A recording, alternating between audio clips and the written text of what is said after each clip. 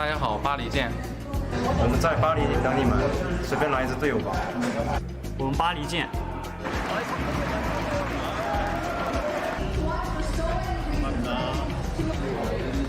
8강 진출하게 되었는데 먼저 파리 가서 기다리고 있겠습니다. 파리에서 만나요. 파리 가서 크루아상 먹고 있겠습니다. Welcome back, everyone. It's Team Liquid that eventually clutches out Game 1 as I got to experience this game next to two very nervous LCS reps because of the moves, I think, on the one hand, that TL kind of, you know, didn't know what they were doing with their decision making. But on the other hand, a Pain Gaming that had some of the clutchest moments I think I've seen at Worlds, perhaps, with the Dragon Steel to just name one, but in the proactive plays. And this was the final fight where I think 2 days in a row, Kai'Sa has kind of bailed out NA because the start of this fight was pretty scary. Super clutch charm there by APA. And then Yeon had like a really big gold lead. He was a full item Kai'Sa and he's able to carry this fight. Yeah, the entire game I'm looking at it, he has such a giant gold lead. He was so far ahead. I was waiting for the big moment for him to carry, but they made it incredibly close. And right there, the final team fight with Pain having the Ocean Soul, if like things could be so different if small things went a little bit differently, if they don't rush in there, and they play it a little bit slower, then you get to take more advantage of Ocean Soul. And so that's why my stomach was hurting. I was on the edge of my seat. Shox is here watching both of us, and we're like, this, I get it. This series was the first game being so close. I am especially nervous after the previous series that we just saw. You felt like Team Liquid felt on the Rift, it feels like, no? Yeah, I mean, they look shaky.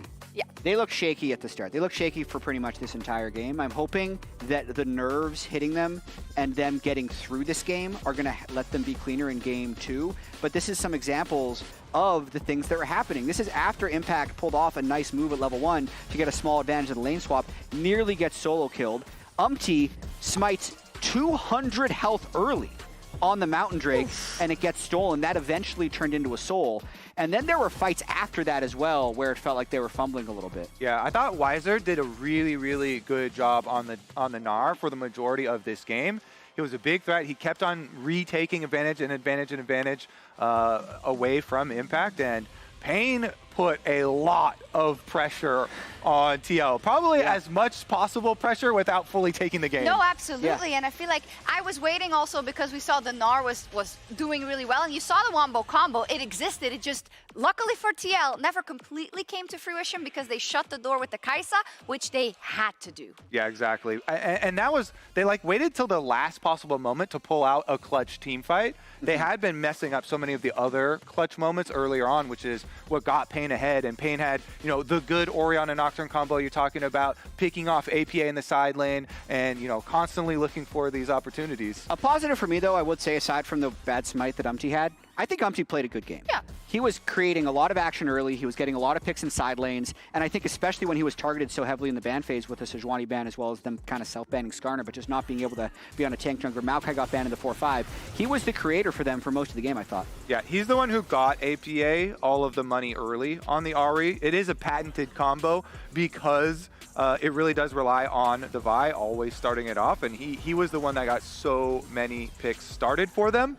I think it's just because the objectives and the dragons ended up being so big that's what people will take away. But look at this. It's just, you know, our entire reel is him on the Vi, showing that not only the Sejuani and Maokai and Skarner that we mentioned in Champ Select that were all banned away, but also being able to use the Vi as the main engage. And that's been the traditional role that Team Liquid have set up for a lot of their successful comps, has been Core, UmTi, and a lot of the times Impact being on engaged champions and really setting up and feeding money to Yeon and APA. Yeah, and we were having a bit of a heated discussion here because I was trying to argue that I feel like Team Liquid, and we haven't really seen the perfect Team Liquid game the way they would like to play it and finish it at Worlds yet. And I think that's what makes everyone a little bit more doubtful. And I think if you then tag on the fact that, again, the situation next year, the fact that TL has not gotten those international kind of last hurdles that they wanted, right? This is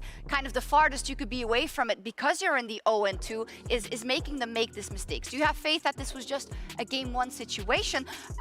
Or should we, I think as we should, give Pain a little bit more respect and think that they gave them a run for their money? Yeah, I mean, I do think Pain deserves respect. As they mentioned earlier in the cast, 9-2 all time. Not great, but also not completely free. It's not some type of 99-1 game. And then actually the last time Core and Impact played against Pain at Worlds, they did lose to them. This was one of the big plays that made us super nervous when the Nocturne Orianna flies over the wall. TL just had one pick.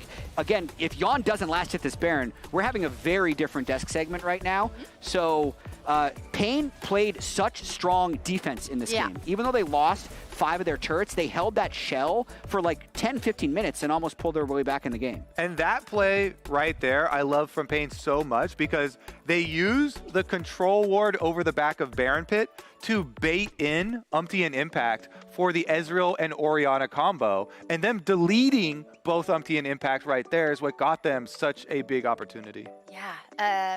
Match point? This happens all the time, Shocks. What? When you're watching EU teams or I'm watching on AE teams, I am never comfortable or confident they're going to win. Neither. But then the other side is. Like, like when I'm watching G2, I'm like, yeah, they're going to win.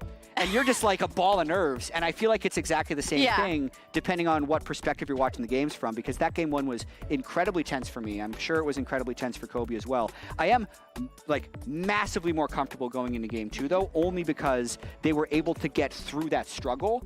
And I'm hoping that they can take the momentum and make all the good plays and avoid the bad ones. And big question, of course. We heard earlier that dyNquedo, we don't know about the Yone, right? But we saw that it was banned out on the side, on blue side from Team Liquid. If that becomes a factor, maybe we've got a whole different ball game, but we don't know. It's Pain Gaming that has selected the blue side. It could be their very last game at this tournament, but we'll see if Team Liquid can bring it home.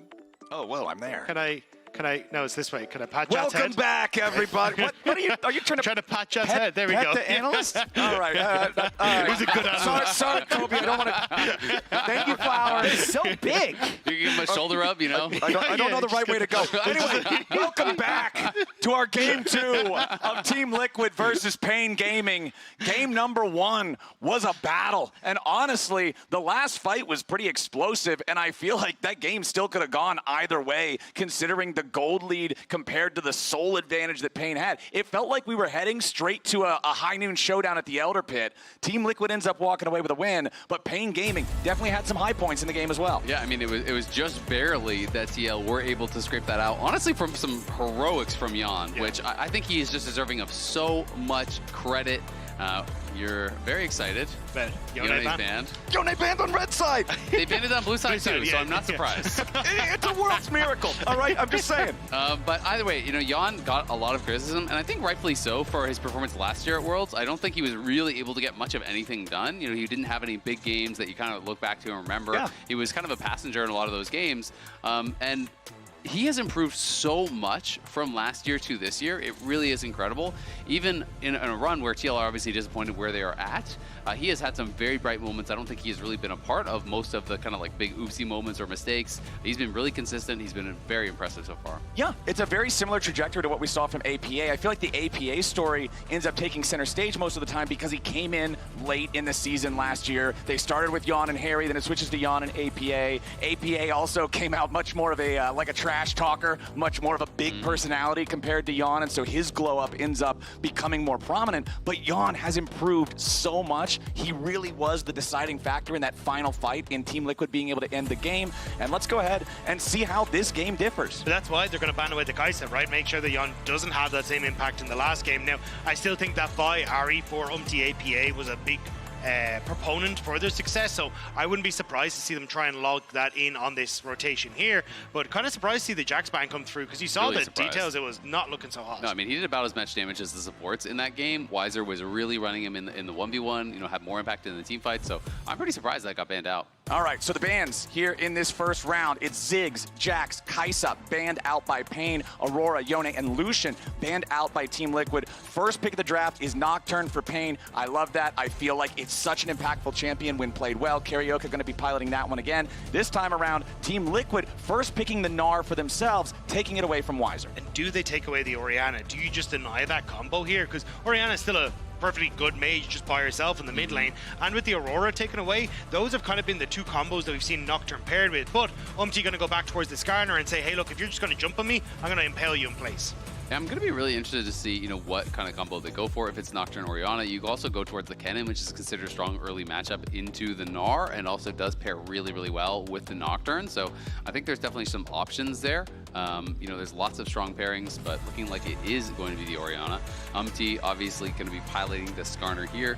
Did have some disappointing ults in that first game. You could see even in his player cams, he was missing some of the ults against, I think it was the LNG game. That really had some big reactions and definitely wants to prove how well he can play.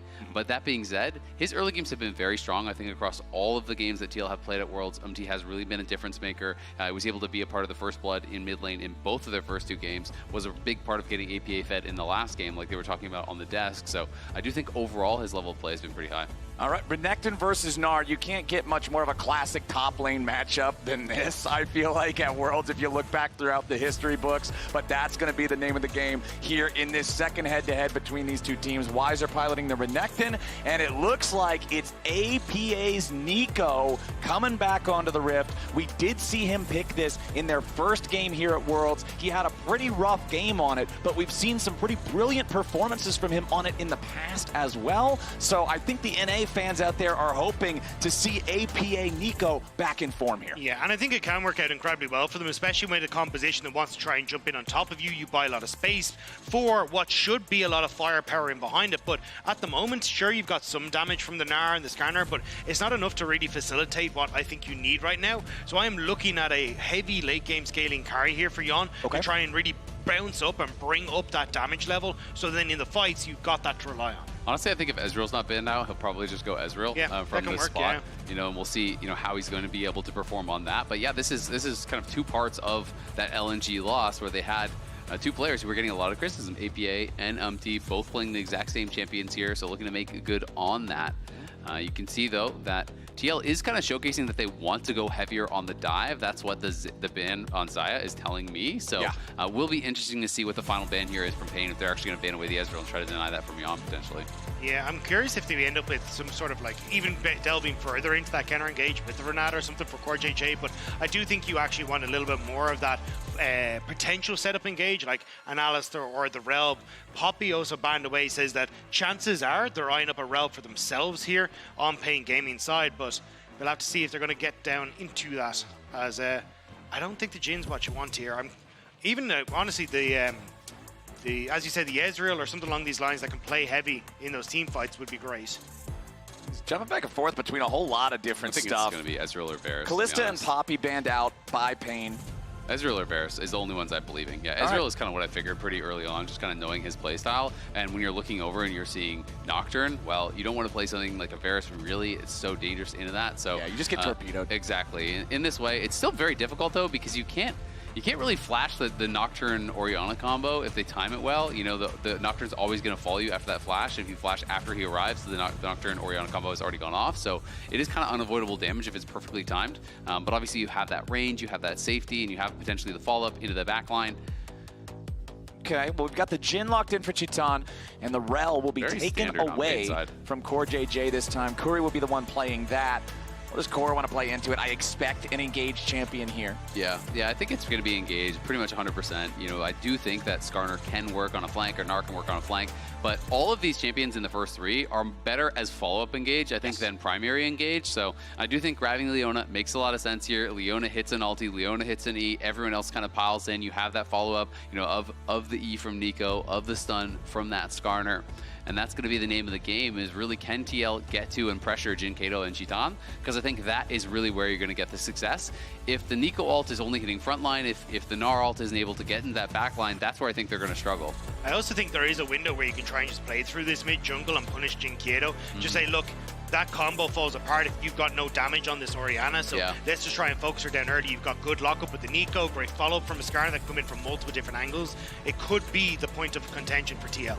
Yeah, absolutely. And like what I was touching on before, you know, UmTi in both of her 2 games was part of First Blood in mid lane, right? He has been playing pretty heavily towards that, has been doing a good job of tracking vision, so we'll see how Pain are going to be able to handle it. I have to give Kuri a lot of credit from the early game last game where I was talking about how much he was actually covering dyNquedo on this Orianna. When he lost his flash, the Alistar from that game was pretty much always behind him, covering him to push out these waves, making sure he couldn't actually be preyed on by this Vi Ahri combo. So we'll see if he's going to be trying to do something similar here in game number 2. All right, fellas. Team Liquid 1 game away from winning the series and ending the world's run of Pain Gaming. But Pain, you know, they would love to take this to a game 3. They would love, after the first time for Brazil making it back to the main stage in so many years, to then knock out a major region team would just be an absolutely incredible accomplishment. Yeah, and Jhin talked to Pedro Romero and was saying that, look, even though we've kind of ticked off a lot of our boxes, like getting to the main stage, playing against T1, like Kuri and Jhin were speaking quite a lot about how, for Kuri specifically, it was great for him to kind of play up against his old team in T1 and go against Gumayusi and Kerry and play against some of his old friends from back then as well. But they don't want this to be over. They still want to keep kicking, and they were definitely kicking and screaming in the last one as TL barely got across the finish line. And now it's time to see if they can keep that one rolling again. All right, as our top laners dance back and forth, a reminder to log into your Riot account on lolesports.com and watch Worlds Live to earn exclusive Worlds emotes, icons, and capsules. Things you can spam at your lane opponent, just like those fellas were doing up there in the top lane, as TL are going for a little bit of a delayed invade here. CoreJJ and Yeon just walking through the enemy jungle as Jhin heads back to his tier 1 turret. Yeah, but no lane swap this time around. TL obviously really well known for executing on those incredibly well. Have been very successful even here at Worlds. And we're going to get some standard lanes, which to me is always way more exciting, honestly. I just want to see these lanes go head-to-head, see what Core and Yeon can do against Jhin and Kuri. I am a fellow lane swap hater. Yeah. I appreciate your opinion, my friend. Okay, we'll see if they want to try to actually jump in, or if it's just going to be looking for a little bit of poke. Looks like they'll just play for the push, and Pain playing intelligently on the other side of those minions, so no sort of Mystic Shot could actually land from that spot. All right, just fighting for vision control over the brush. They do manage to secure that first ward kill there. So we're losing bone plating. Mystic Shot sidestep, though. Nicely done on that one. Yeah, I don't think we're going to have too much action in the early stages. I think the main one is, again, kind of waiting for some of these kind of level 5, 6 to be hit, especially for their mid lane, and then trying to play through that. But the opportunity for UmTi as he starts to move down towards his bottom side is the only one that I'd kind of be keeping my eyes on to see, hey, look, have we actually got this lane breaking either way, or have we been able to find a big engage for Kuri and Jhin that maybe you can look to punish or counter that aggression? But at the moment, Jhin having that control. Ooh, nice double shattering strike there from Kuri. Followed up with a quick deadly flourish from Jhin. CoreJJ and Yeon both already drinking some of those potions, popping some of their healing items. Yeah, it's hard to trade very effectively as CoreJJ in the level 1 because you're able to do the crash down as Rell. You get that extra range on the auto attacks, and you can kind of poke from a little bit afar. Now, if you invest the Q from CoreJJ, you can get the stun back, but it's very hard to try and get through everything like the shield and that on the trade. So at least Kuri able to play it advantageously in this matchup and will help get that push. You can see APA, though, winning out pretty heavily on these trades. dyNquedo has already used both of his potions here, so APA has that additional potion and the HP lead to boot. Right, remember back in game number 1, because of the way that it wasn't just a lane swap, it was a weird lane swap where Impact was still able to get his EXP down there in the bottom lane, and so APA had to deal with a 2v1 lane situation early that caused him to get pushed back, that caused him to be down in HP. Now that it's a fair fight, now that it's a 1v1, he appears to be doing a whole lot better. Yep, looking good thus far. APA obviously has had quite the journey from a player that was like kind of becoming a bit of the laughingstock in the community. People were, constantly criticizing him, saying there's no way he deserves a spot on TL, that he's going to get replaced. He has put his head down and grinded. This guy has worked so incredibly hard, and that has really been one of the hallmarks of the entire TL team, and their improvement throughout this year has been how hard they have worked. We even saw Yike giving a lot of credit over to them and talking about how he respects how much TL really has put in that work. As UmTi was looking for a potential angle on a dive, but will at the very least be able to steal away these Raptors.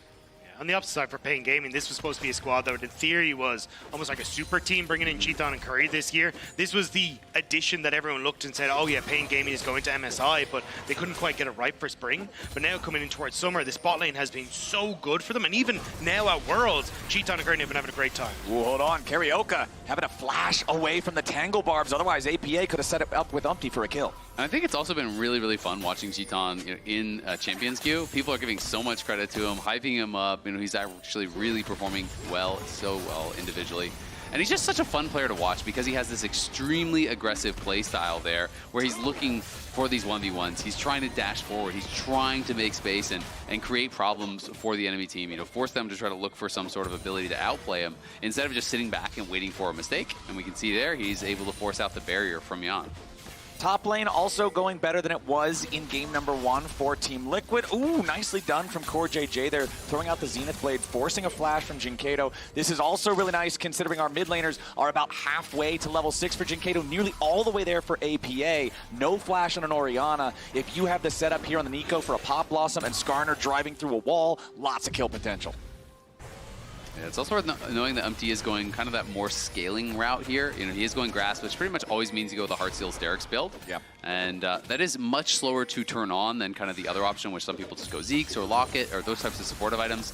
But it does scale very well and can make you quite a bruiser in these later fights. Okay, UmTi flashing forward to slam CarioK into the wall. APA comes in with a Pop Blossom and finds 2. CoreJJ is going to die, but APA is going to get first blood on CarioK first. Team Liquid continuing the 2v2 now against Kuri and dyNquedo, who has to try to get away back underneath the Tier 1 turret of Pain Gaming. 1 for 1 when the dust settles. The Sundering Strike from Kuri just dissuading any sort of follow-up there from TL. The slow could have been it, but still, they managed to get a 1 for 1 all said and done. You get 1 for 1, but it's first blood for TL, and the kill goes on APA, whereas on the other side, it's just going to your support here, which obviously favors TL pretty heavily. Also means they have that kind of HP advantage there, at least for now. So they're trying to start up these grubs, but CarioK is back from the base, is back to full health, and UmTi is getting low, so this is getting a little bit dicey here for TL. Yeah, UmTi only at 40% HP. Gonna have to retreat away from this when CarioK will say thank you very much and head back into the grub pit. UmTi is moving over to try and collect his Krugs though, because it should tick him over to level 6, which is why he wanted to get that Scuttle Crab as well, but I don't know if it's going to be enough to stay with the low health. Impact has Mega, so I think they want it. Yeah, Impact has Gnar and Flash. Meanwhile, Cheaton in some trouble down here in the bottom lane. CoreJJ just going to immediately find the shield at Daybreak. Follows Cheaton underneath the turret. It's another 1-for-1 trade, but the money's on Yeon, so Team Liquid's going to call that one worth. Yeah, they're definitely going to call that one worth, and we'll see how much farm it does end up getting denied. Of course, the wave is crashing on TL's tower right now, so Cheaton not losing out too much. But the biggest story is that he loses both his summoners there, so he's going to be very vulnerable in these subsequent fights here, as dyNquedo getting quite low, but does have Kuri covering him, just like he did in game number 1. They should give Dragon to UmTi, though. You can see him moving out of base and immediately move down to this bottom side. The kill on bot, and then him ticking over to level 6, but looks like he's just going to try and shadow APA here as he pushes in and pick up these Raptors, but I imagine as Yeon gets back out of the map, that'll be where they try and IO. Yeah, you can see Core coming over as well, so they might actually look for a potential fight here on CarioK as he's going to try to come forward. CarioK has no flash. He's got no way out. UmTi just immediately kills him with the Impale, drags him right back over. There's no way for Nocturne to react with the spell shield when you don't know that they're there. He didn't get a chance to react as soon as he got locked up. It was really good layering of CC. You see CoreJJ just standing there waiting to smash that shield into his face before he even gets a chance to respond. And it's just great play from the mid jungle here of TL. Impact holding up much better, in that 1v1 here against Wizer. That was 40 gold lead, who cares? It's basically even. But APA getting 2 of those early kills. Core has been so active on the map. This kind of is his signature style. When he gets unlocked from map, it works so well when he's pairing with that Ezreal, because he can just get out on the map, attack these different lanes, pair up with UmTi, pair up with APA, and cause problems. I mean, it's the reason why everybody always loves seeing CoreJJ on these Engage and Playmaker champions. Remember that when he became a world champion, it was back in Season 7. That wasn't just Enchanter meta. That was one of the darkest hours in League of Legends. That was Ardent Censor meta, right? That was the Enchanter of Enchanter metas. But the man, it's not that he can't play Enchanters. Here we it's go. that he's so good at Engage. And CarioK's engaging in the mid lane now, going after APA. A nice shockwave to follow it up up. dyNquedo and CarioK, they've got APA's number, and CarioK's getting paid. And that's where you can start to turn it around. dyNquedo and CarioK, we were just praising TL's mid-jungle, but great pick onto APA, who still had no flash up because he'd used it in that earlier skirmish around mid. Exactly, and it was a nice attempt by APA. He tried to use the E through the Nocturne to hit the Orianna to try to get the extended range there. Couldn't quite connect on it, and then when that happens, you just have to give it up. You realize you're going to be going down, as Impact trading heavily here with Wizer. Problem is, Impact doesn't have any buddies, and Wizer's got a couple of them heading up. So Impact, as soon as he turns back into the mini Gnar, knows he has to hop away. He will disengage before they jump on him. Down in the bottom lane, though, it looks like Yeon is just going to keep on pushing, keep on farming, grab a little bit of plate money, and keep getting fed on this Ezreal. Yeah, exactly. We can see that Jhin didn't feel safe, right? Because he lost his summoner, so he couldn't actually answer a 1v2 on the bot side. He would just get dove. So he has to give that up. But unfortunately, the tempo kind of wasn't really there. The resets weren't in time. So dyNquedo heads out towards bot, but not before they lost a plate, not before they lose most of those minions. And Jhin is the one that heads out towards mid lane to try to collect that. Now made it until the Void Grubs as well. You can see the resets coming through as TL start to move up towards the top side. Had transformed into a minion. He walked back to the minion wave to make sure he could get the transform. Jhin doesn't count the wave, and APA catches him off guard. It just reminds me of the Berserker meme. You know, Berserker sees two cannons on a wave and thinks it's his lucky day. Well, it's definitely APA's it's lucky day. 80 carry meme right there. Yeah, APA able to grab a kill. Nicely done by him. You gotta count those minions. You have to be so careful about it. It's one of the most frustrating things about Neeko is you kind of have to play this mini game the entire game. If Neeko's not on the map, you've got to be watching for those potential plays. And you can see he's actually shifted over into Yeon, but Yeon's showing mid, so not going to surprise anyone in bot lane. It does mean you don't have APA's ultimate available though for the upcoming Void Grub, so it is giving a lot of gold and resources, don't get me wrong, with all these plates going down, but I'm curious how Pain Gaming want to try and react to this. You still don't have like first item completions coming through, so it would still be very risky to go for a play, but maybe you can find a timing window as they come up. But with TL now shifting topside, Wizer might be the one who's none the wiser here. UmTi and CarioK are going to find one another here in this tri-brush near top lane. Doesn't look like we'll get a whole lot more after it, or will we? Never mind. They want a full commit here onto Impact, who has to try to get away from it. He flashes to escape, but dyNquedo's already there and waiting. Shockwave brings him on back. 3v1 is no fun for the top laner of Team Liquid. Nice moves from Pain Gaming to pick one up. Yeah, really nice by Pain, and especially the timing on it, because it's right before grubs. They already have 3. If they can get 6 grubs, this would be massive. So UmTi wants to try to stay away and see if he can at least steal 1. Exactly. Just smite the 1 grub, keep him away from 6. First one already goes over to Pain. UmTi and CoreJJ, they know they can't get any closer. dyNquedo is still up there. Impact is still dead. There's no real way for Team Liquid to try to get closer to this, but Yeon, UmTi, and Core are still moving closer. That last grub, it's very low. It's still trying to fight. UmTi now in the middle of 4. Team Liquid going way too far forward. Wizer's already killed UmTi. TL got way too greedy for the grubs here. All 6 go over to Pain Gaming anyway. APA trying to join up for the fight now. He has his Pop Blossom, but it's too little, too late. Pain Gaming get the objective and the cherry on top for a bonus kill. I thought UmTi would contest the second grub because the initial smite came down in the first one, but he didn't try to walk in to get just the smite and walk away, deny that 6 grub buff, and it means now TL end up giving over just more kills to boot to Pain Gaming getting that big advantage. Exactly. I mean, he's going to walk all the way in there, and Pain are able to get an easy kill onto UmTi. And to add insult to injury, APA then kind of gets drawn into the play. He TPs down from bot lane instead of actually staying and potentially finishing off that tower there. That also means that this whole wave here is going to get denied because he doesn't have a TP to answer that. So definitely a good run of plays there for Pain. Starts with a great pick from them topside on Impact, gets him the 6 grubs. But TL, you can definitely see those nerves. Well, that's the thing. I think now, though, with all these ultimates back up, they do have an advantage when it comes towards this next dragon.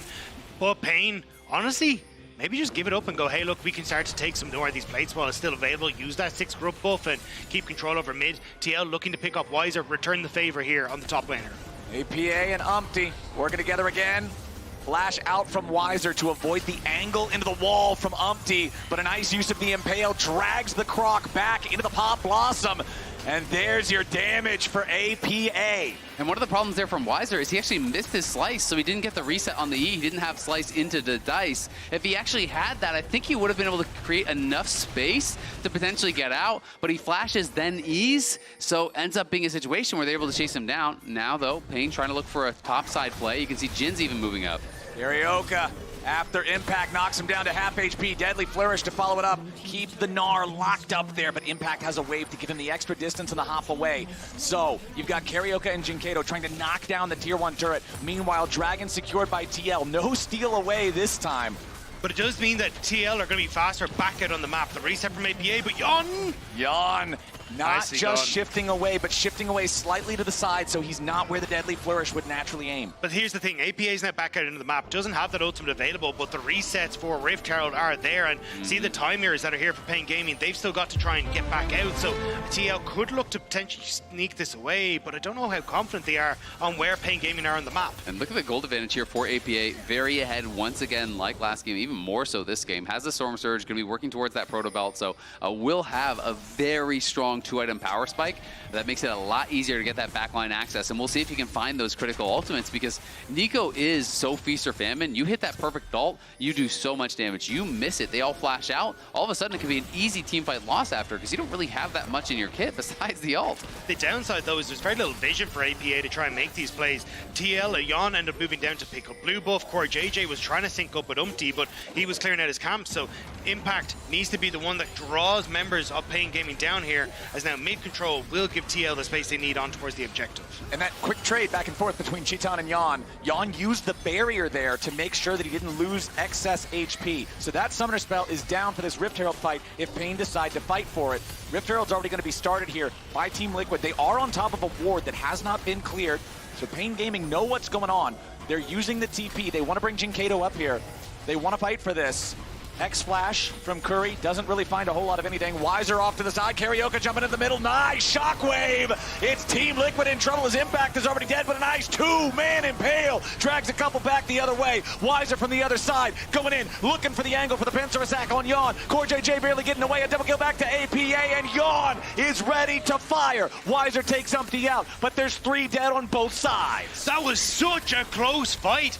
I think it was a good call from Pain Gaming to realize that APA in marking Wizer wasn't there for the big ultimate, but as soon as APA gets involved, TL are just have to turn around with so much damage off of this Neeko. Yeah, but still, credit to the Pain carries. They stay safe here. Chiton, as well as dyNquedo, they're not really targeted. So yes, it is a threatening ult that comes over here. They try to find this combo, but the first kill is actually claimed before Neeko ultimate even lands, and the second kill is flashed out of here. Like, it only lands on nothing, right? So yeah, it looked like it was going to be a lot, but look at Chiton over there, look at dyNquedo over here. Also clever little play there from APA, utilize the clone to try to put it in Chiton's face and block the angle for the Jhin ultimates. So some nice little plays there, but it is always tough when you have this Neeko that gets way ahead and has all the gold. You have to nail those ultimates. In this case, it didn't really matter, but if it gets flashed out of, you have not a lot left. And look at Impact. He still has Flash. He still has Gnar. He died before he could do anything in that fight. Now UmTi getting rooted up as he steps a little bit too far forward into the territory of Pain Gaming.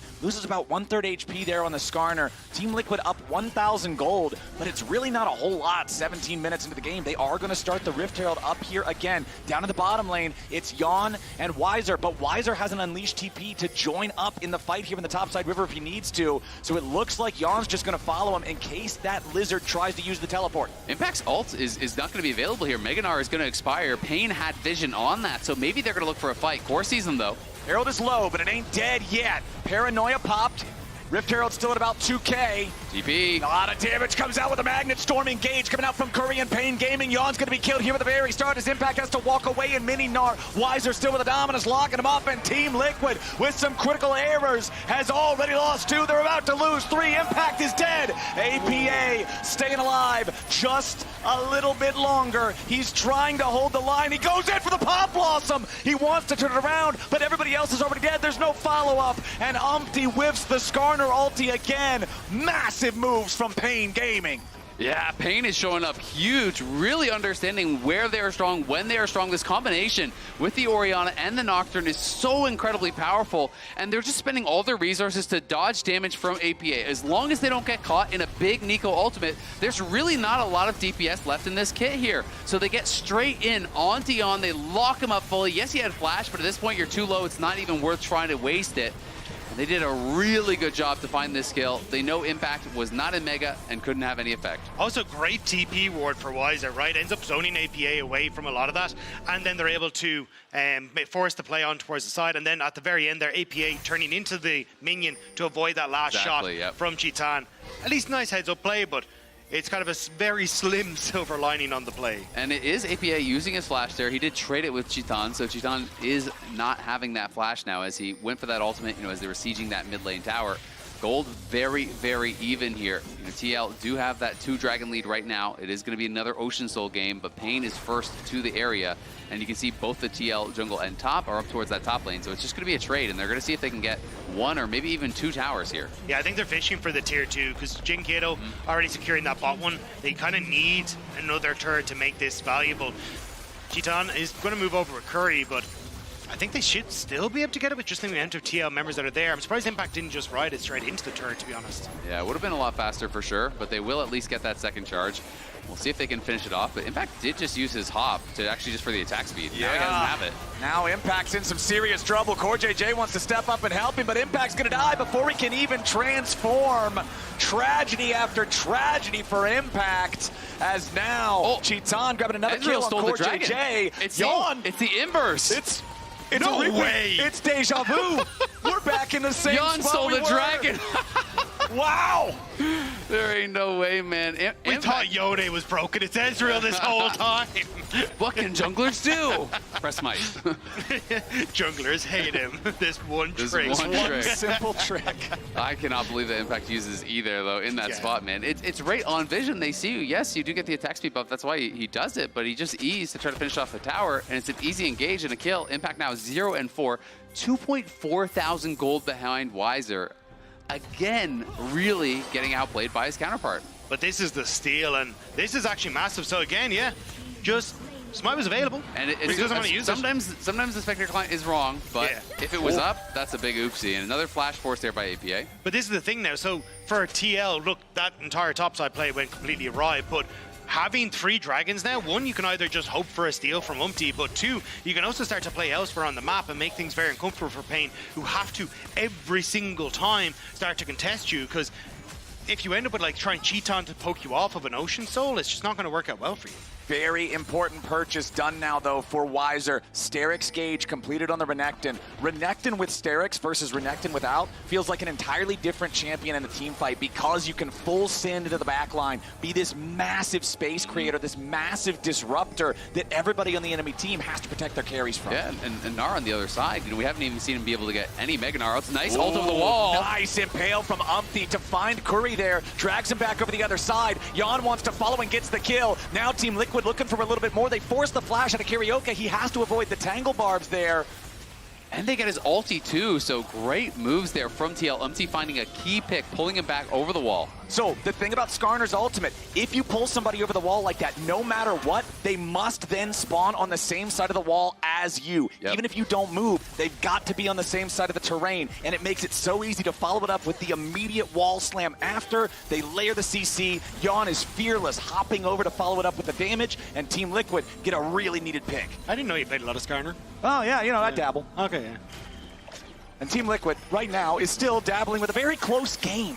This is really, really impressive, I think, from Pain Gaming to be able to keep up with Team Liquid the way that they have. Yeah, I mean, if you would talk about pre-tournament expectations, nice juke by APA there. Goes the opposite way he would expect with the clone. But if you would talk about pre-tournament expectations and tell someone before the tournament started that Pain would not only qualify to Swiss, but would be pushing Team Liquid to the brink in a best-of series, you would be blown away. And they definitely have a lot to be proud of about how they are playing here. Second items coming online for multiple different champions. You can see your Seraph's Embrace plus Storm Surge, both fully completed for dyNquedo, who is 2-0-7 on the Orianna, by the way. Really good performance on that champion this game. Static Shift plus Infinity Edge for Cheaton's Jhin. Over on the other side, Trinity Force Muramana core build completed for Yeon, who just now destroyed another turret as well. UmTi making Kuri jump back over the wall there towards the safety of his team. Skarner has about 150 extra health stacked up on the Heartsteel, so a little bit, but nothing completely crazy here just yet. Again, Ezreal, you mentioned it earlier, but this is the build that scales further and further. If you're playing a 40-minute game of League of Legends, you would much rather have this build than the Zeke's Convergence one, but it does take a longer time to come online. Yeah, exactly. And it can also be strong against melee-heavy teams. It's easier to kind of just walk around and just proc that on a bunch of different people. Right now, it does do 254 bonus damage on the auto, which isn't insignificant. It can actually make a difference on getting some of those kills, so can be pretty strong. We'll see, though, if TL can close this one out. It is 50 seconds just about until that soul is spawning here, and TL are trying to get vision down on the bot side. You can see the resets have come through, except from Impact, who is still very, very far behind, and we'll see if he can find that correct timing. This would be too weird if it's, again, now a trade for Ocean Soul and the other team. No shot. For Baron. No shot. I refuse to believe. UmTi swooping around from the side there. Finds Kuri. A little bit more damage. Without the Tangle Barbs connecting from APA, though, they're not going to full commit onto that. I feel like if you get the root from the Neeko, you can try to burst the Rell down, but as soon as it misses, they just give up. Great poke. That's all you needed from TL, just to force them back, and then you get to take over. And trying to force your way through this top side with APA being any one of the critters that exist in this jungle is always going to be terrifying. And I think that was one of the things that TL struggled with in some of their earlier games, where they'd get a chunk and they feel like, we need to get more, we need to get a kill, we need to finish them off. It's okay to just maintain position, control an area around the dragon, get a chunk, and use that to try to play for the objective. And we can see Impact here up on the top side. Was in Mega just recently, so he has no Gnar bar, so even if he TP's in, he's not going to be much of a threat. TL needs to slow play this and buy time for Impact. Great play from APA, though. He's completely out of vision. There is very few wards behind, so he could get a great flank position. All right, Dragon's already at half HP. Impact going back to base right now. Clone from APA sent forward on top of the Dragon's position as now Impact is ready to join the team, but he is mini Gnar. He has Steric's Gauge now purchased. Wizer could be in some danger, already down to half HP, has to take the Blast Cone back over the wall. Paranoia used, but CarioK makes no engage. The Drake secured by Pain Gaming, but now they gotta try to get away. dyNquedo is inside the Drake pit as CarioK is caught. Jungler down, Pain Gaming on the run. Team Liquid, they force out the flash from the enemy mid laner. They kill the enemy jungler. Baron is alive. Exactly, they're going to go straight over towards that Baron. APA going to push out bot first, though, because he does have the TP available. Great smite, though, from CarioK to secure that, because giving over Soul on top of this run of play could have been game-ending here. And now the game, at the very least, will continue, though albeit at a big advantage for TL. They're going to try to come over and see if they can test this, but APA does have TP, and there is a ward right there. Yeah. Pain wants to try to stop it. The Baron's not dropping exceptionally fast. He's going to get the flank on the TP. Curry still has Magnet Storm. Keep your eyes on that. Wizer coming around from the side. Dominus also ready, but the TP arrives for APA. The real one gets rooted up. He pop blossoms absolutely nothing. He's got to try to get away from the curtain call. He's juking the shots well so far. The Baron should be a guaranteed take for Team Liquid. They secure it with the smite, and now Wizer's in the middle of a 1v4. The Renekton is surviving for an incredibly long time, and he goes on a rampage as Yeon dies. CoreJJ will be the next to go. APA's clone surely can't save him here. Team Liquid, they secure the Baron, but Pain punished with a double kill. Nice kills coming through for Pain Gaming off the back of it. CarioK's ultimate is just nerdy off cooldown, but wasn't quite there to try and get him into position. But Baron secured for TL, even if it was a little dicey on the exit. Yeah, definitely dicey there. And I mean, again, you know, with APA not finding anything on the flank here, he tries to come in with the TP on the angle. It's a great initial catch there from dyNquedo, and then the root from Cheaton means he can't actually rocket pelt forward. He can't flash in for the kill. The big one, though, is the fact that he got out the shockwave. They tried to hold him in place, but here we go. We're not done, boys. UmTi jumping in there, trying to protect his mid laner as it looks like the first turret is already down, and they aren't done yet. Pain Gaming with a big shutdown on APA. That Neeko dead now for 50 seconds. This combo is so terrifying. Throughout Worlds, we've seen how strong it is, not only this year, but in years past as well, and it has worked out fantastically. The Nocturne being able to get on towards the backline wasn't quite the shockwave, but still that damage from the Storm Surge to follow up is enough to finish off both players and towers. Yeah, absolutely. And APA, you know, he is most of the gold lead here for TL, so needs to be able to find those big ultis, but without Flash now, it's going to get that much more difficult. Lost that in that previous play. You know, TL do still have Baron on a couple here, and we'll see if they can get anything from this, but so far, that Rebel Baron power play, that's negative 700 gold for TL. Pain have pulled this game pretty much right back to even, and are just punishing TL on every single mistake. They're playing a really strong series. I am really impressed by what we're seeing from Pain Gaming here today up against Team Liquid. They are doing everything they can to fight these guys at every possible opportunity. They are barely 1,000 gold behind TL, but the big worry for Pain right now, I think, still has to be that Dragon Soul, as UmTi could be in a tough spot, finds the Impale onto 2, APA ready to follow it up, the rest of Team Liquid providing the firepower. UmTi Sterix Gage gonna proc, so now he's gonna be feeling pretty good. Wizer stuck in a bad spot. He tries to slice and dice, but it ain't gonna work enough. Wizer's still somehow alive. Neeko into the back line as CarioK falls. Yeon's grabbing a kill, and that's about to be a full ace for Team Liquid. APA's wrapping around to cut off the escape route. dyNquedo wants to get away, and Team Liquid will not allow it. Brazil is aced, and Team Liquid is marching down mid lane. Liquid show up huge in that fight, and they're gonna probably just try to end it right here, right now. Only 5 seconds left on Kuri, but it's a support alone. Pain Gaming stood so tall, they fought so hard, but they will ultimately succumb to Team Liquid, who will continue their fight at Worlds 2024. I gotta say though, man, if that's a preview of some of the Americas matches for next year, Pain has really been stepping up, making it a banger, but a great win for TL at the end of the day. There was definitely some bumps in the road, but they can build some confidence here. They're still alive in the tournament, and now they're gonna have to try to look forward to their next match. And there are some tough draws that you could get. BLG's in there, Weibo's in there. There are some really strong teams. And I think you can still see the mid to late game mistakes there for TL, but a happy face if you can get that win and start to move forward throughout the rest of the tournament. But I think for Pain Gaming, just commiserations. They proved a huge amount for the CB lot of this Worlds event, and I think they can be very proud of what they did.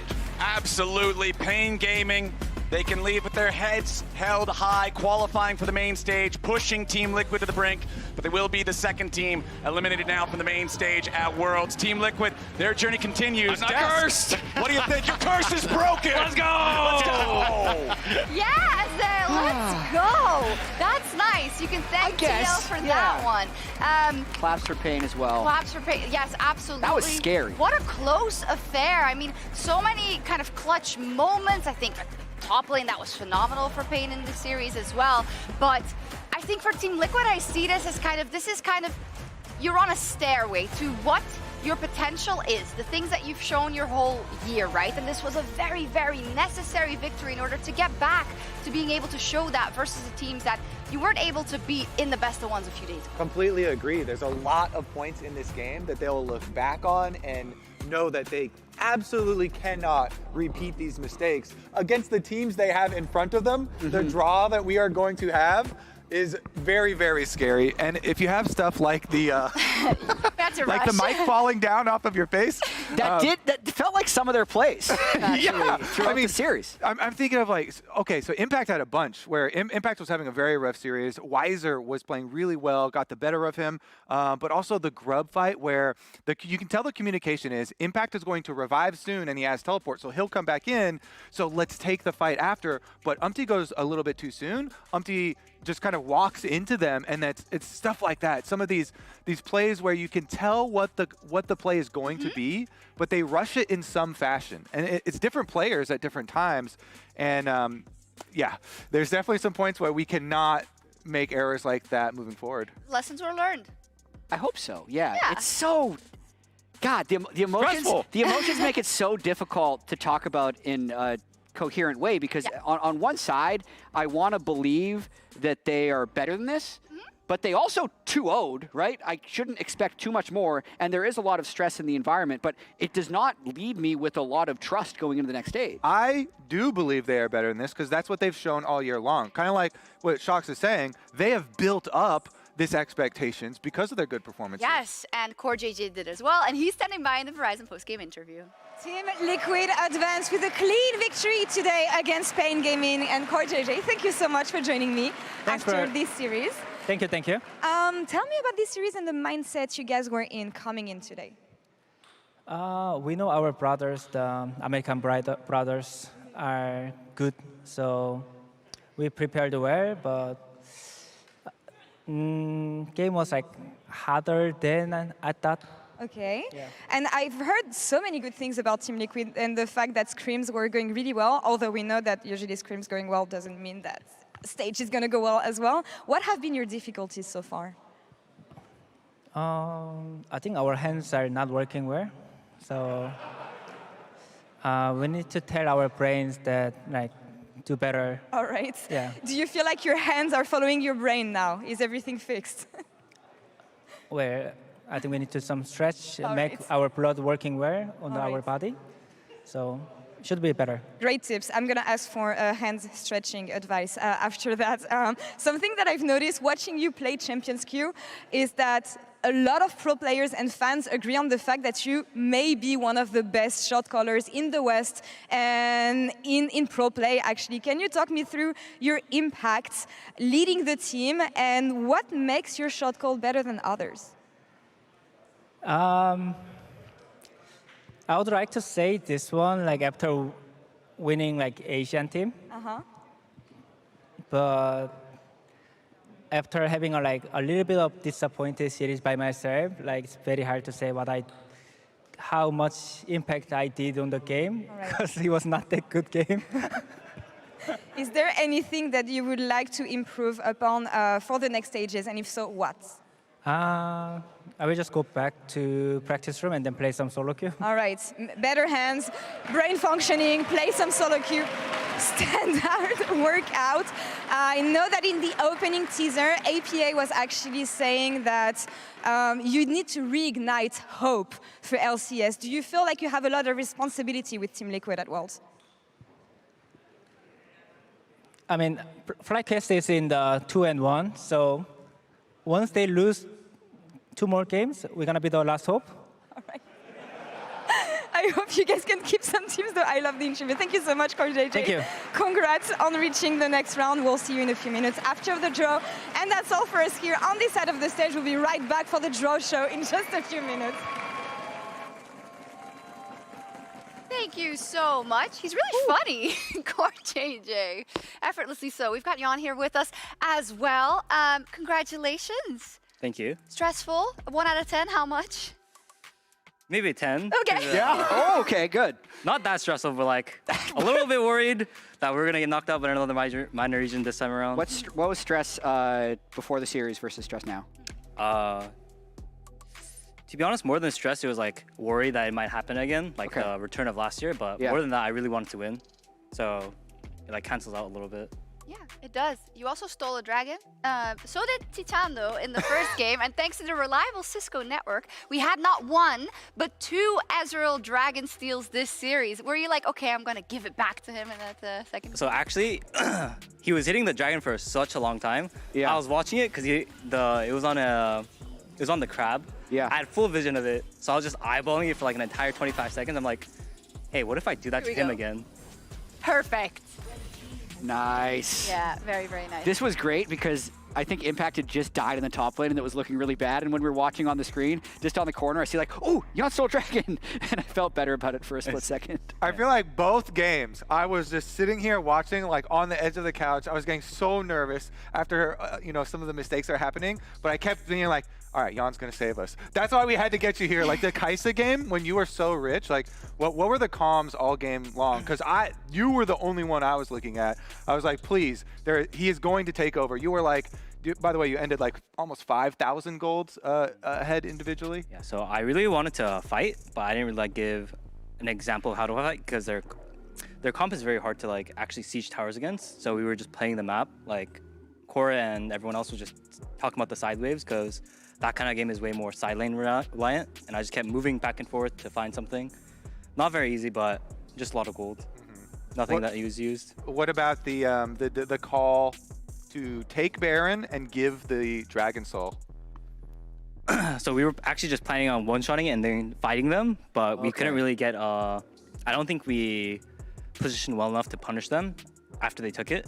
I think if we punished a little bit faster and like wrapped them a little bit, I think we would have easily been able to wipe them because we were so strong. I like it. Yeah, we could see with the double teleports used and then just kind of having to let them get away. Yeah, it was very unfortunate. Regardless, how has it been kind of having to reset your own expectations? Because I think a lot of people are looking at Team Liquid, and I think still are, you know, from this point on, as, oh, all this quality that you've shown in the LCS, you know, your proficiency to also kind of take it to T1, just to give one example, right? But that not really coming to fruition in those best of ones. Do you feel more comfortable with kind of this lesson, but also the best ofs that are coming up now if you get, you know, the LCK opponents again and the LPL opponents? Yeah, so we definitely were very confident going to this tournament because we were having really good practice. I do think that a lot of our matches were very close and we couldn't really execute the final straw, the final like fights. I think we learned a very good lesson, like if we have the chance, we should absolutely just keep going for it and just like use our brain, or make sure our brain is cold and look at things logically. And besides that, I'm excited just to play against every LPL team again. BLG is next, probably. Oh, because we have the draw show. We have the draw show. We have so many BLGs down there. With our luck, we're gonna meet BLG. Well, there's one team you can't play down there. We have the bracket somewhere. I want to throw it up. We do. I would love to. Yeah, Weibo's down there.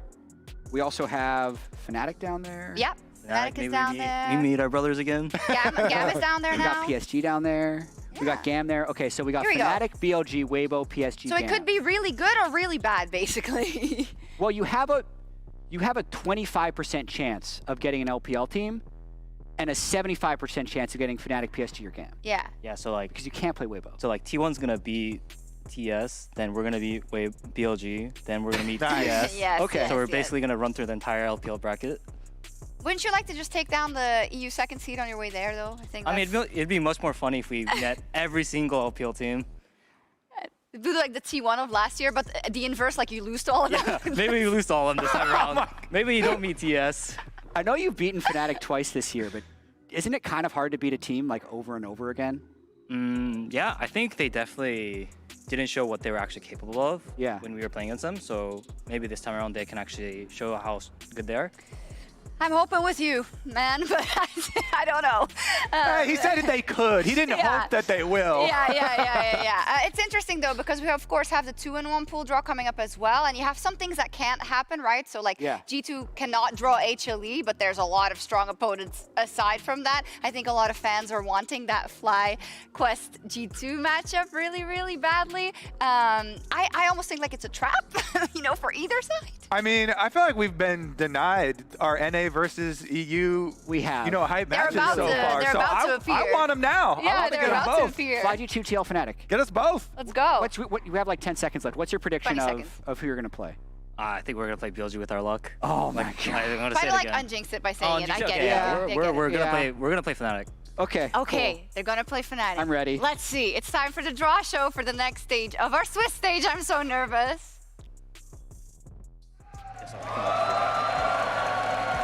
And welcome everyone to the World's 2024 Swiss Stage Draw Show. Genji and LNG have already advanced to the knockout stage, and we've had to say goodbye to MDK and Pain Gaming. I'm Laure, and I'm joined by Malu, Riot Games tournament official. The remaining 1 and 2 teams have been divided based on their results over the last few days of competition. The first pillar here consists of the teams that went 2 and 1, and the second pillar are the teams that went 1 and 2. As a reminder, repeat matchups are not allowed in the Swiss stage if a team is drawn against someone they have already played, or if a draw would force 2 other teams in a repeated matchup, the drawn team will be moved to the next available matchup. Our 2 and 1 teams consist of Top Esports, T1, FlyQuest, D+ Kia, Hanwha Life Esports, and G2 Esports. Now, Malu, would you please draw the first team, please?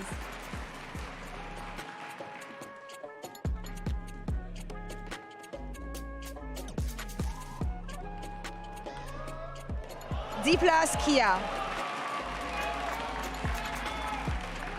And they will be facing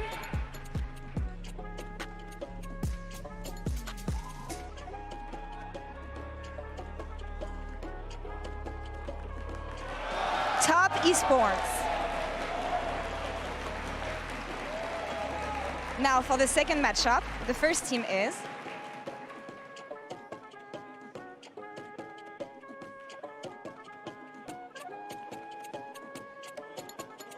G2 Esports.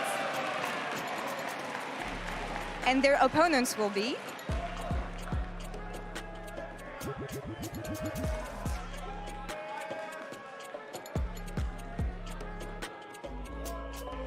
Hanwha Life Esports, but it is an invalid draw, so they will need another opponent.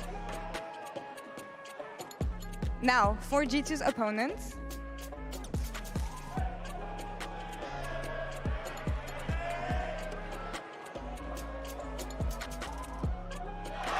T1.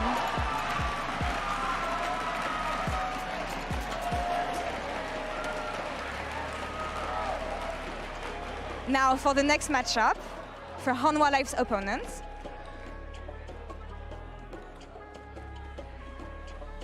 FlyQuest.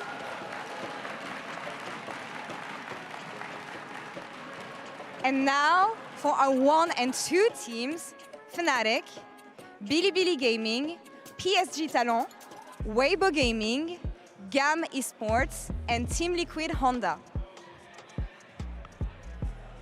Now, Malu, would you please draw the first matchup, please?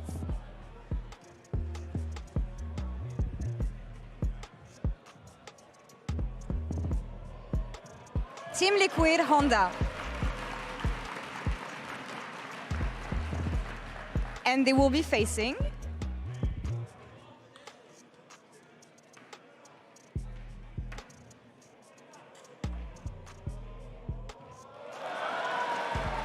Weibo Gaming, but this is an invalid draw, so we will now draw Team Liquid Honda's opponents.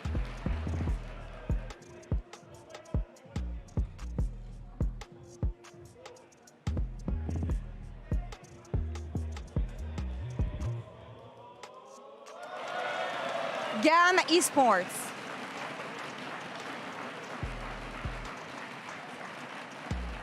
And now we will draw Weibo's opponents.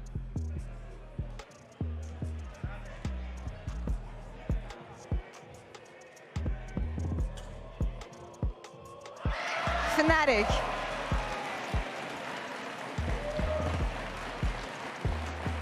And now for the next matchup.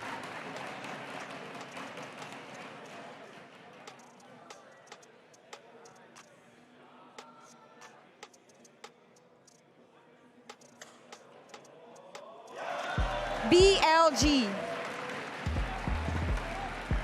And their opponent will be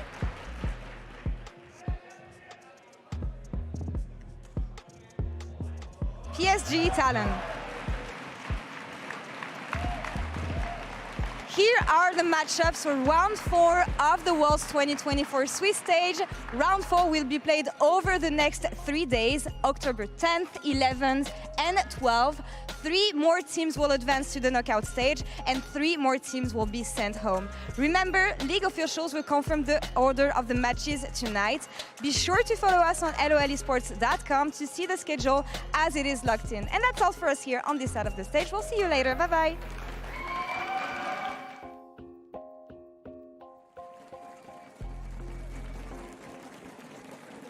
Perspective, and the 1 and 2 teams, I think TL specifically, it's probably comfortable. Fnatic, not so. A couple of things stand out to me. BLG PSG rematch is actually super hype. Remember what almost happened at MSI, and I personally would have liked to see G2 FlyQuest maybe, but I think G2 T1 is the best at East versus West rivalry we have ever had in League of Legends, and I love seeing it. It is actually an incredible matchup. I love seeing it. G2 T1 is actually an incredible matchup. Caps wanted to play T1 when we talked to him yesterday. Not saying they're going to win, right? But it's fun. That to me is amazing. The rest of it, I was a little disappointed we didn't get any versus you anywhere. Again. I was a lot disappointed. I really wanted to see TL Fnatic or G2 Fly. I think G2 T1 is more entertaining, but if our teams deliver, which we hope will get them in like the ultimate 2-2 match. Yeah.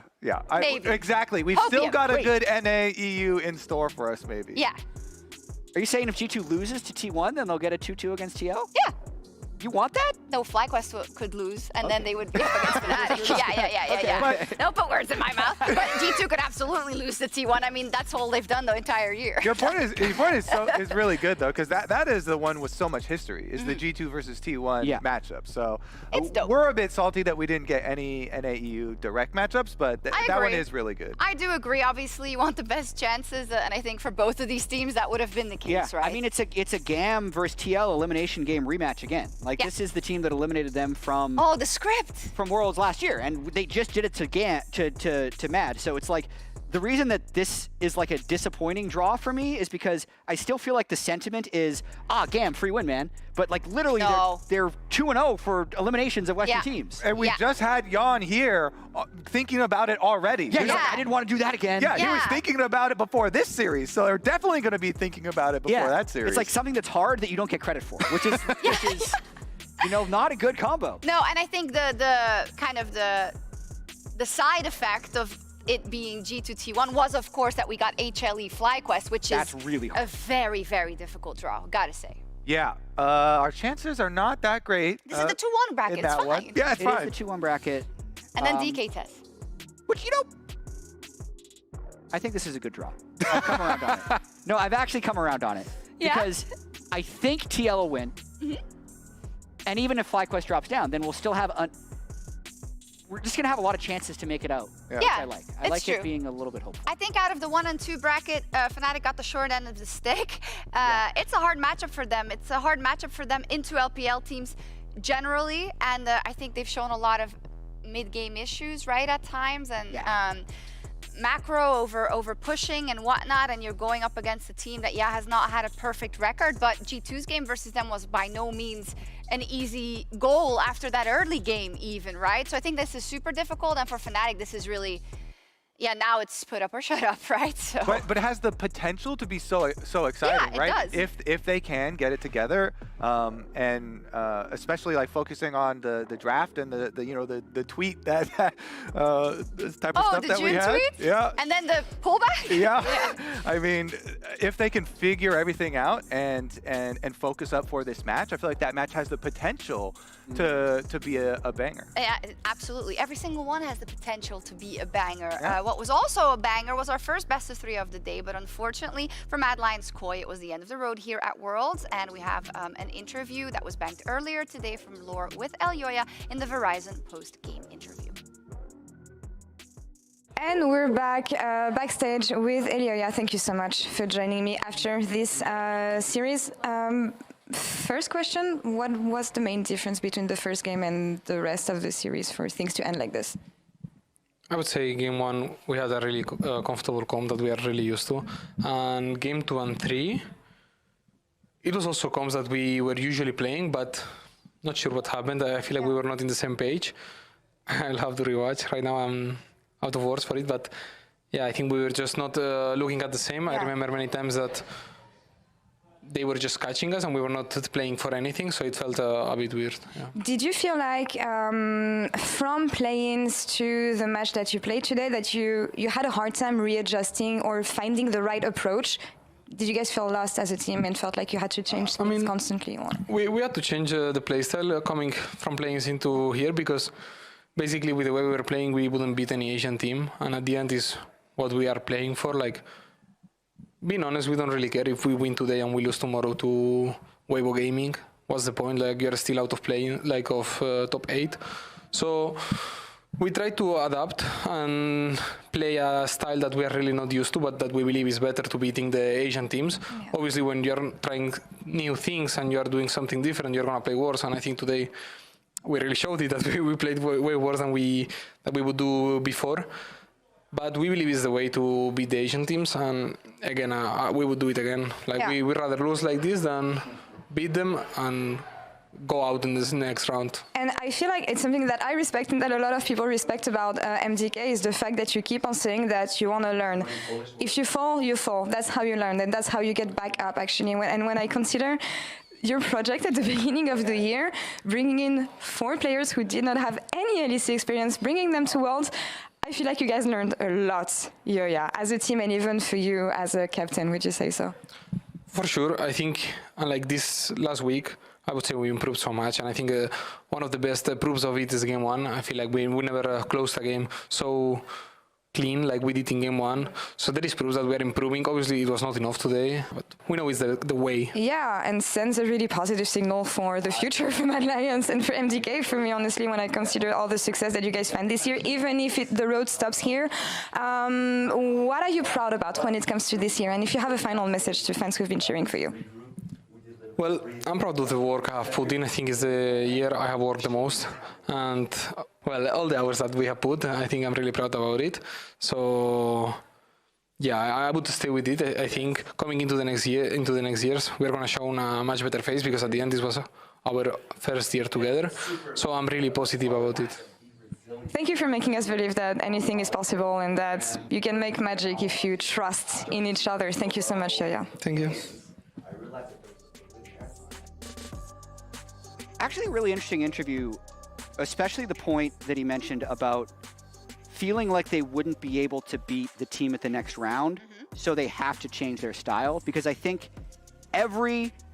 not every, I'm going to generalize here, but almost every Western team that's ever gone to Worlds is going to be near the top of their region or being able to find success because they have a specific style. Yeah. And the reason they have that style is because generally they found that's what they're best at. Yeah. However, when you are so beaten down in scrims, which often happens, like 80, 90% win rates for the Eastern teams, like the definition of insanity is continuing to try to do the same thing and expect a different result. So you're like, okay, well, we need to change.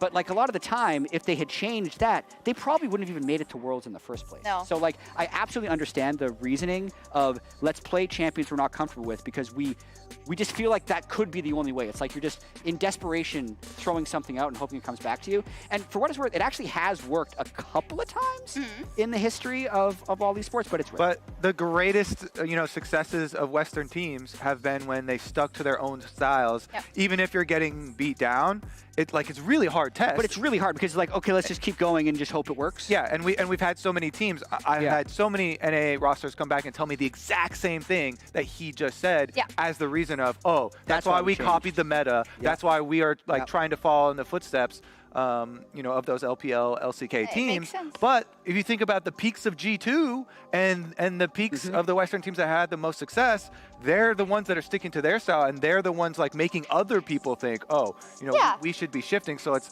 I'll also say very hard. Those teams, their style was probably working a bit. Right? Yeah. Before having to pivot. In scrims. It was working in scrims probably. It's like which one came first, Yeah, exactly. Because we aren't getting beat so much, then we don't have to change our style. And having to change it up means, oh, now we have to kind of first time things on stage, which we actually haven't scrimmed before we came to Worlds to scrim. It's crazy. It's usually a disaster. Like it's hard. It's almost always a disaster. But I understand. I want to button up the story. What happens. Yeah, me too. I want to button up the story. Just also from me, of course. I just want to echo what Laure said. It's crazy what Mad Lions Koi achieved this year, and this is a blemish, absolutely. And some of the other games that they played this year, you might feel the same, but they absolutely deserve to go to Worlds because no other team was as good as them to get that third place, right? And I'm definitely proud of them for this year. So that'll be it. We have 2 days of break, and then we will be back on Thursday. So we will recharge our batteries. Our teams will maybe drastically change the meta. I don't know. And we'll pump up on our hopium. We'll be back here on October 10th at 2 p.m. Central European Summer Time, 8 a.m. Eastern US Time for more Worlds 2024. Good night. See ya. Bye. Bye.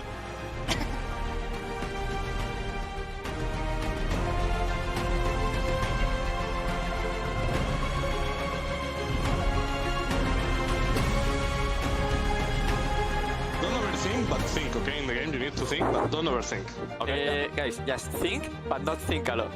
The map, and Smolder's in a good spot now. Ooh, nice! Dredge line there coming out from Alvaro. Elio has to flash away, but it still don't matter. That's Yeon. Oh, but the dive is coming in from Cam. The bullet time over the top of the slicing Maelstrom. They're going to find 2 more kills. Let's not talk anything, just let us. Yes. It's fine, okay? We know how to play. Cam has found their angle. Super with a feather storm. finds a nice opportunity. If only they weren't so far behind. If they find Super, the game's gonna be over right there. And immediately, Emo jumps in. Easy Love is dominating. Vietnam still has some fight left in them, and they will eliminate MDK. Last thing, guys, let's have fun, okay? Go out there, play with a smile, play with confidence, play for each other, please. All right, let's go. Fighting! Okay. Zero, please. Zero. Easy. I'm coming through. Easy. Then CarioK trying to use the Nocturne ulti to go into the pit. Impact's already going to be killed off as APA tries to get away. CarioK still down at the pit. Yeon needs to grab the damage. Nice, guys. Let's go. Nice. I was really close to Baron deck, Kaka. Anything, guys? Easy. We coming through. Ezreal might die. Watch Nocturne. It's mega. Win mid. How much mid? I'm looking for Ezreal. I get Ezreal. Ezreal 1 HP, guys. Ezreal die. Neeko, careful Neeko. No flash. Nice. I can look this guys. 2v2 guys. You kill. 나이스 Kuri. 그거야. 넥터 노 HP. 오케이. Orianna last one. I keep going. Wait.